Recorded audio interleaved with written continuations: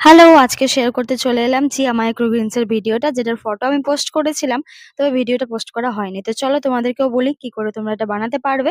আমি ২ জায়গাতে করেছিলাম। একটা মাটির থালায় করেছিলাম, একটা স্টিলের বাটিতে করেছিলাম। তো থালাটা সুন্দর হয়েছিল, বাটিরটা একদমই হয়নি। থালাটাকে ১ম এ তোমরা ভালো করে ধুয়ে শুকিয়ে নেবে। তার উপর ১-২ টো টিস্যু বিছিয়ে নেবে। আমি এখানে ২ টো বিছিয়েছিলাম ভালো করে। পুরোটাতে বিছিয়ে দিয়েছিলাম আরকি। আর চিয়াটা তোমরা ঘন্টা খানেক বা ২ ঘন্টা ভিজিয়ে রাখবে। যখন চিয়াটা ভিজে যাবে তখন টিস্যুর উপর সুন্দর করে ছড়িয়ে দেবে। আর এটা হচ্ছে ২ দিন পরের ভিডিও। কারণ ১ম এর ভিডিওগুলো আমার কাছে ডিলিট হয়ে গেছে। আমি শেয়ার করতে পারলাম না। আর তারপর দেখতে পাচ্ছ দুবেলা করে জল দিতে হবে ডেইলি।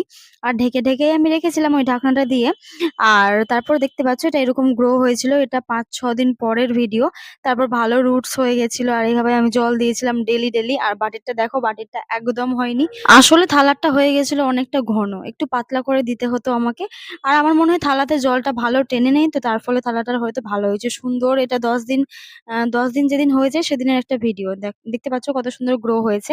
আর তারপর দেখো একদিন আমি রোদে রাখবো বলে বাইরে রেখেছিলাম, আর কখন বৃষ্টি এসে পুরোটা নষ্ট করে দেয়। বৃষ্টির ফলে একদম খারাপ হয়ে যায়। তোমরা এই ভুলটা একদম করো না।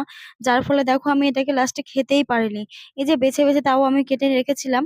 আর সেদিন রাখি সন্ধ্যাবেলা যে আমি পরদিন খাবো, এটা তোমরা স্যালাডে খেতে পারো। আরো তোমরা ফোনে দেখে নেবে, বিভিন্ন রকম রেসিপি রয়েছে এটার। মানে এটা কি করে খাবে সেটার। তো আমি এইগুলো কেটে রেখেছিলাম খাবো বলে, আর পরদিন সেটা একদম খাওয়ার যোগ্য ছিল না। পুরো পচে যাওয়ার মতন হয়ে গেছিল, যেহেতু সেটা বৃষ্টিতে ভিজে যায়। তোমরা যদি ট্রাই করো তাহলে আমাকে অবশ্যই জানিও যে কেমন হয়েছে আর ভিডিওটা কেমন লাগলো অবশ্যই জানিও। তো চলো টাটা, দেখা হচ্ছে নেক্সট কোনো একটা